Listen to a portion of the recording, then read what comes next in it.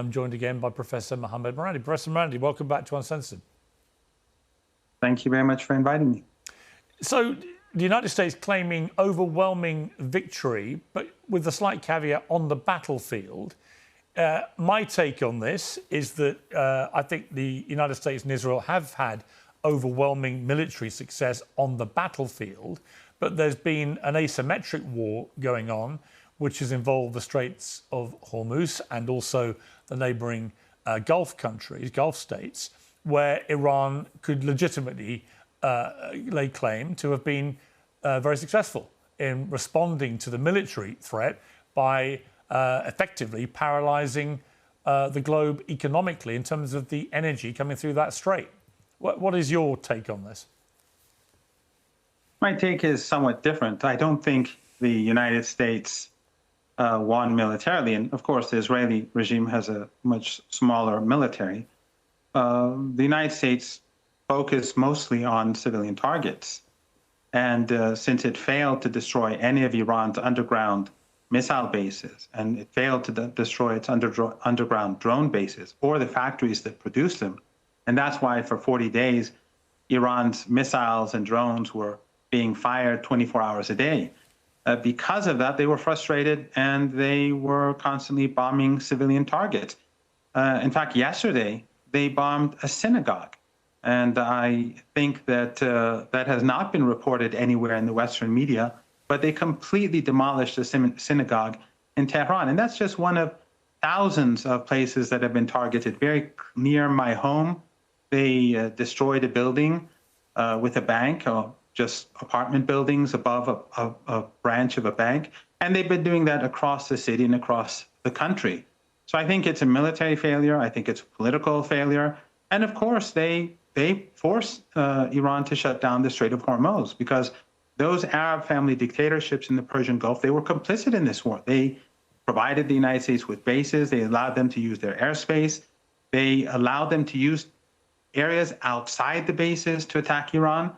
So Iran obviously would not allow their ships to go through the Strait of Hormuz. And when Iranian oil and gas and critical infrastructure was struck, they'd be hit in response. And of course, Iran was striking the Israeli regime 24 hours a day, as we all know.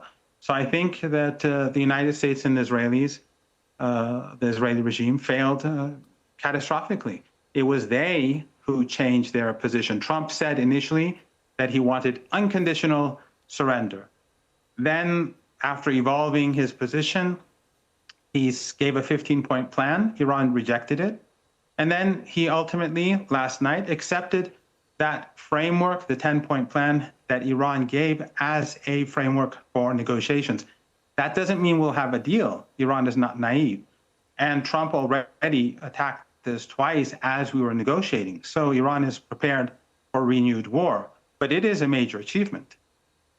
I mean, the major achievement is that the regime that rules in Iran remains intact. And the issue I would certainly have with Pete Hegseth and the others, including President Trump, when they say that it's a different regime because it's different people at the top, I would imagine it's crystal clear that it's IRGC. They remain the regime. It is just a question of different people, but they're all part of the same regime. Would you agree with that? No, I think the Islamic Republic of Iran is quite clearly it has a constitution. The leader is the person in charge. In fact, he was the person who made changes to Iran's proposal and ultimately turned out to be the 10-point plan. We have a president. We have a chair for the Supreme National Security Council. All of these institutions are very important. And I think the most important thing, though, Pierce, which will ruffle your feathers, is that the Islamic Republic of Iran, whether you like it or not, has a high degree of popular legitimacy. And during the first week of the war, after Ayatollah Khamenei was martyred, it was basically the people who were on the streets who kept everything running. It took a week for us to elect a new leader. Of course, during that week, the Constitution provided us with a three-man leadership, but it was the people who were holding things together.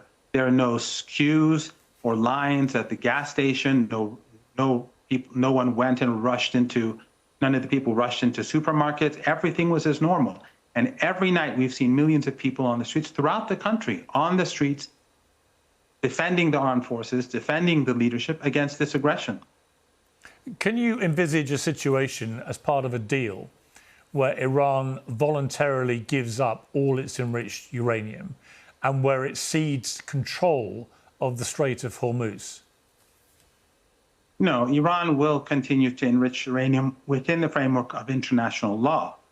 It will be willing to have a deal. We already had a deal to have extra supervision if anyone is truly worried.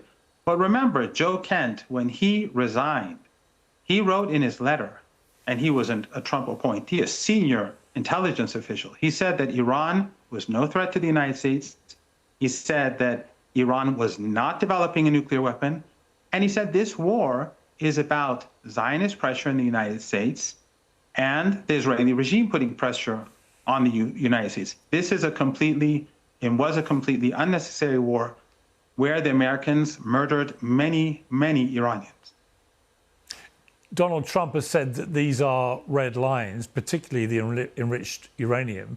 If what you say is true and the Iranian regime will not give up that enriched uranium, it sounds like there may not be a deal. So what happens then? Well, the Trump regime has said many things in the past, and we have been a victim of two wars due to the Trump regime and the Netanyahu regime. And we have come out on top on both occasions, and the world sees that. And we are prepared to defend ourselves in future again. And Trump, by carrying out this war at the behest of the Zionist and Israeli regime, they have badly damaged the global economy, which is going to get a lot worse. And as we speak, in fact, Piers, although Lebanon is a part of the agreement, and that is something that the Pakistani prime minister has said openly and in a tweet, the Israelis have been slaughtering the people of Lebanon all morning, carpet bombing cities just out of rage. And yet Trump then goes out and says Lebanon was not a part of the deal, where in fact it was, and the Pakistani prime minister said so. So we're dealing with ruthless people. We're dealing with people who are utterly immoral, who have constantly said they will destroy Iran, obliterate Iran, send Iran back to the Stone Ages, and of course, delete or erase an entire civilization. This is what we're up against. But ultimately, the Trump regime recognized that this war is going nowhere, and it is devastating the global economy, and it's going to devastate the US economy if this continues. Of course, all the things you've just said, many people would apply to your own regime, the Iranian regime. But Tehran has apparently said today, in the last few hours, it will withdraw from ceasefire if attacks on the Lebanon continue. That's from Iranian state media. Can you confirm that if these attacks in the Lebanon continue, then Iran will withdraw from this agreement on the ceasefire for 2 weeks? Yes, Iran has already said that it is shutting down the Strait of Hormuz, and it will also punish the Israeli regime if this continues. And the talks won't go anywhere if the terms of the ceasefire are not implemented. You know, I invited you a few times before to come to Iran, Piers, and you rejected to come for whatever reason. Well, I've invited you to come to London, and you've rejected that as well. I've lived in the UK. I've been there. Maybe I'll go one day. I'll come one day. But you should come for the first time. But my advice to you and to analysts in the UK and the United States is to read a book called Going to Tehran, written by two Americans who worked in the White House. One was the head of the Middle East under Condoleezza Rice, of all people, and the other was the head of the Persian Gulf at that time. Flint and Hillary Leverett, they wrote a book called Going to Tehran. If US analysts had read books like this and dealt with Iran realistically, instead of listening to Zionists and Netanyahu, the world would be in a much better place, and probably Iran and the United States would have had normal ties, and there would be no war, obviously.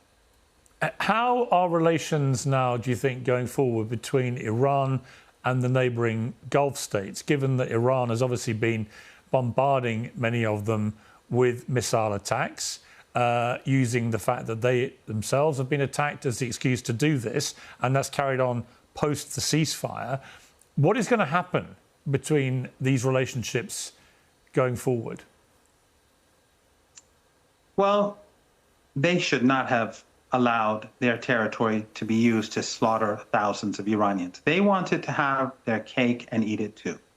They wanted to be friends with the United States and allow their territory to be used to slaughter Iranians. And they probably thought that Iran would capitulate within a day or two, something that I told you would never happen. In fact, once upon a time, you told me that all the things that I was saying was bluster. But we saw during the past 40 days what happened. These family dictatorships in the Persian Gulf misread the situation, misinterpreted Iran's capabilities, and they made a major and catastrophic mistake. They will have to pay reparations for what happened to Iranians. And from now on, the Strait of Hormuz will be used to ensure that happens, and also to ensure that the Persian Gulf will never be again used as a platform for aggression, whether it's against Iraq or Iran or Yemen or Syria. These regimes have to behave like normal countries.